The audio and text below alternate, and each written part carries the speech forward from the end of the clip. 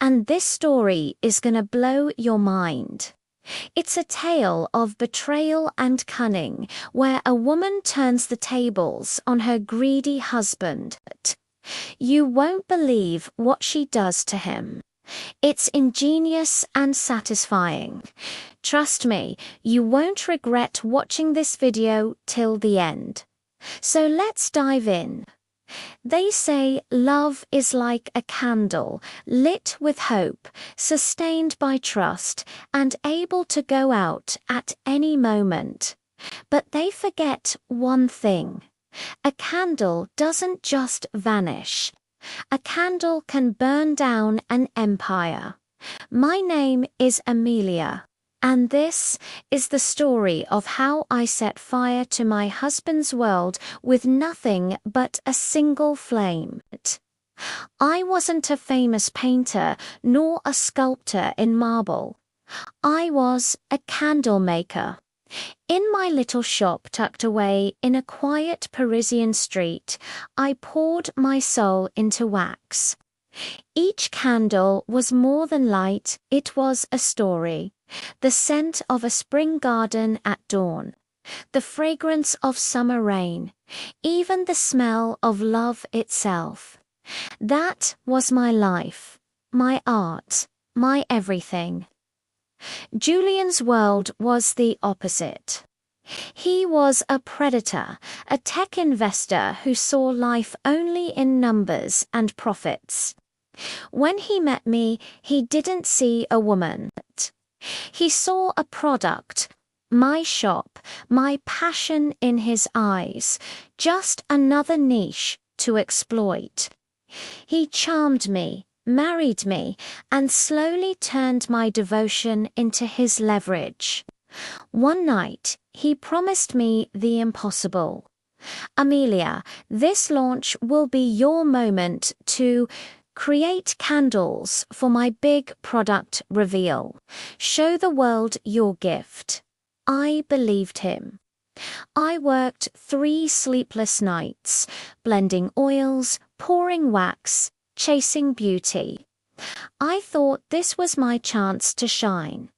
The launch took place in a grand Parisian museum. The guests, billionaires, media elites, men in suits worth more than my entire shop. I wore a simple dress, standing small in a world of peacocks. Julian stepped on stage, charming the crowd with polished words. Then, with a smile I thought meant love, he called me forward. My heart soared. This is it, I thought, my moment. But it wasn't. He lifted one of my candles and laughed. This is my wife's work. Cute, isn't it? But really, beeswax and flowers. How outdated. He waved his hand, and assistants swept away my candles, replacing them with some overpriced luxury brand. A ripple of chuckles ran through the room. Admiration turned to pity. Julian leaned close and whispered, "Don't embarrass me again, you fool." And just like that, my heart shattered under the hot museum lights. When the party ended, Julian left with his investors. He abandoned me with the bill for the venue, for my candles, for everything. I stood alone in that echoing hall, realizing I was no longer Amelia. I was his tool, his joke, his nothing. But here's the thing about candles. You can blow them out, but the wax remembers fire. That night, I didn't cry. Tears were too weak for the fury inside me. I looked in the mirror and saw not a victim, but a spark. And sparks start fires. I called Alina, my oldest friend, an investigative reporter with no fear of truth. She came immediately. I told her everything. She didn't pity me. She looked me in the eye and said, "Amelia, this isn't just betrayal. This is power, and power can be destroyed." Together, we began to dig. While Julian slept, I slipped into his study. I remembered his old passwords. My hands trembled as I unlocked his encrypted files. What I found wasn't just humiliating, it was monstrous. Emails, hidden accounts, proof that Julian's new product, the one he had unveiled with such pride, was built with a toxic chemical. Dangerous, harmful. He knew, and he didn't care.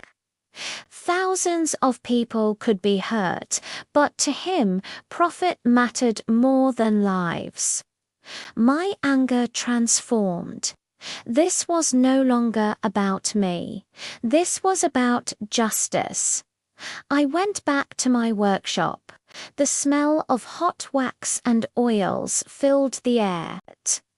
But this time, I wasn't making candles for beauty. I was making weapons. The first, deception, jasmine and mint. Jasmine for innocence betrayed. Mint for the bitter sting of truth. The second, rage, sandalwood and smoke.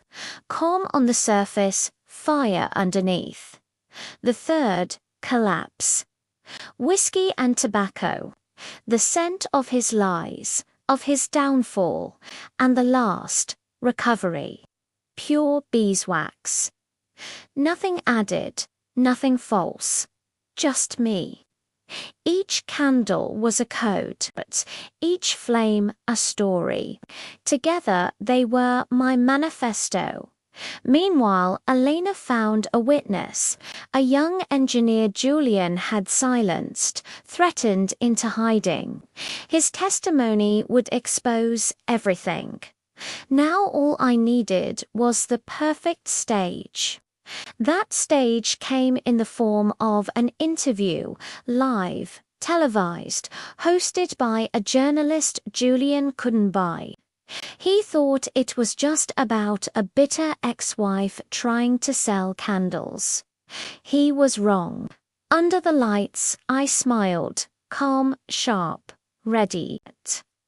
"I didn't come here to talk about my marriage," I began. "I came to talk about my candles." I lit the first deception. The sweet jasmine filled the room. I told the story of a woman betrayed by a man who promised her the world. I didn't name Julian, but every word cut him like glass. Then rage, smoke and sandalwood swirled. I spoke of inventions stolen, truths buried under money. Julian, watching from his penthouse, smirked. He thought I was hinting at affairs, at scandals he could bury. He didn't realize the blade was already at his throat. When the cameras stopped, I released the file, password, truth. Within hours, headlines exploded. Tech mogul Julian exposed. Investors panicked. The government launched investigations. His empire crumbled overnight. Julian stormed home, his face twisted in fury. "What did you do? You've destroyed everything." I looked him in the eye and whispered, "You destroyed me first. Now the world sees you for what you are." He spat venom, swearing vengeance, before running out into the night. But it was too late. His empire was ashes, his power gone, his name a curse, and me. I wasn't broken. I wasn't his shadow. I was Amelia, flame, wax, soul, free. In the weeks that followed, letters poured in from women betrayed, from strangers silenced, from souls crushed but not extinguished. They told me my story gave them courage, that I had lit a flame inside them. My candle shop, once mocked as child's play, became a sanctuary. People didn't just buy candles. They bought stories. They bought strength. One day, Marcus, an art collector, came to see me. He bought my entire revenge collection, not to display, but to honor the story within them. He looked at me gently and said, "These aren't candles, Amelia, they're your soul, and your soul changed me. Did I find happiness again? Yes, but not in romance, in freedom." Happiness was waking up to the smell of beeswax. Happiness was hearing from a stranger that I had given them hope. Happiness was lighting my own path. Months later, Julian was sentenced. No longer a mogul, no longer powerful, just a fraud, stripped of everything. I lit the final candle, recovery. Pure, untainted beeswax. Its flame flickered steady, wrapping me in calm. They say revenge is best served cold. They're wrong. Revenge burns. But sometimes the fire doesn't consume you. It sets you free. And that is how a candle maker burned down an empire. So tell me, if you were in Amelia's place, humiliated, betrayed, silenced, would you have lit the flame? Comment below, and don't forget to subscribe, because more stories of love, betrayal, and revenge are still waiting to be told.